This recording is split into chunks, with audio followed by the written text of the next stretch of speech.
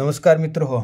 आज आपण या फळ्यावरती आपण सुंदर असं एक सुविचार लिहिणार आहोत. या लाईन्स मारून घेतलेल्या आहेत म्या. इथं हाय कंपनीचा हा चॉक आहे. या हाय कंपनीच्या चॉकचा वापर करून आपण या ठिकाणी हा एक सुविचार इथं लिहिणार आहोत. त्यासाठी मी काय केलेलं आहे की असे खडूचे तुकडे कट करून घेतलेले आहेत लिहिण्यासाठी. चला तर बघा आता या ठिकाणी आपण एक अक्षर लिहिलेला आहे. खडू मी कसा पकडलेला आहे त्यासाठी मी तुम्हाला अक्षर लिहून दाखवलेला आहे. असा खडू धरलेला आहे म्हणजे असा बरोबर चपटा म्हणजे आडवा धरल्यामुळं आणखी आपल्याला त्याला जास्त डेप्थ मिळणार आहे. पहा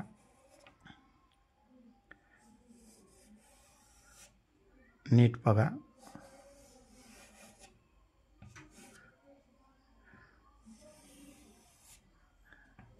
हा जो खडूचा जो अँगल आहे तो अँगल अजिबात बदलायचा नाही.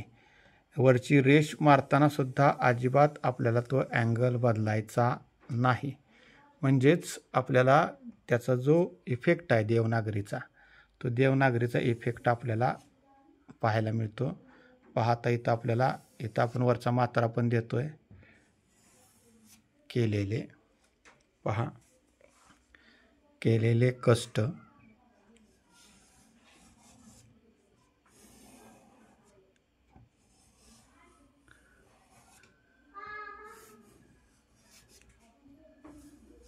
पहा आता इथं असा खडू तुटलेला आहे. त्यानंतर लगेच आपण दुसरा खडू घ्यायचा. याच्यामध्ये दुसरा खडूचा तुकडा वापरायचा. जिथं तुटला की तिथं ते सोडून द्यायचं आणि दुसऱ्या खडूचा आपण तुकडा वापरत असताना तोही त्याच साईजचा असला पाहिजे. म्हणजे आपल्याला त्या ठिकाणी तो त्या साईजमध्ये आपल्याला लिहायला येत आहे. पहा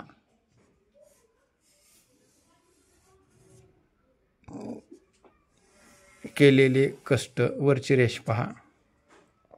आपल्याला योग्य पद्धतीनं काम करता आलं पाहिजे. त्यानंतरचा बघा खडू आपण बदललेला आहे.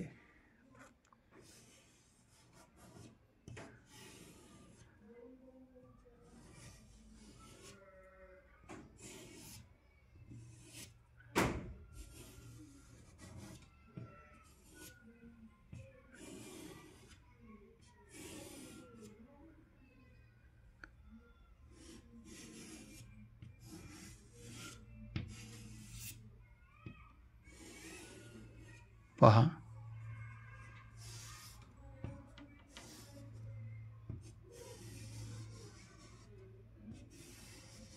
पुन्हा अशी रेष मारून घ्या. ही वरची वेलांटी पहा. आता आपण रंग बदलूया.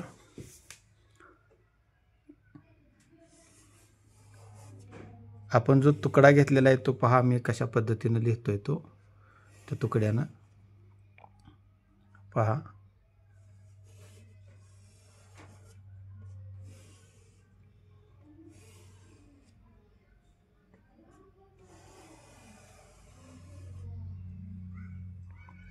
वाया. त्यानंतर आपण दुसरा रंग वापरूया.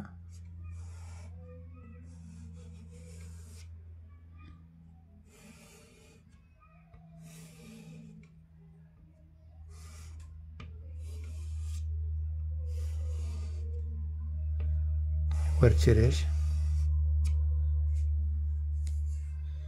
आणखी एक रंग बदला आपण.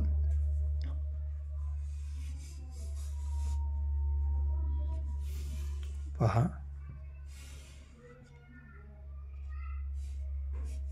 या ज्या छोट्या छोट्या बारकाव्या असतात त्याच्यातले छोट्या छोट्या गोष्टी असतात त्या आपण समजून घ्यायच्या.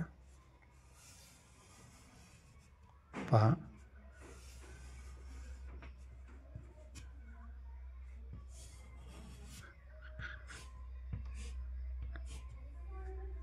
हा अशा प्रकारचा आपण सुविचार लिहिलेला आहे. पहा. धन्यवाद.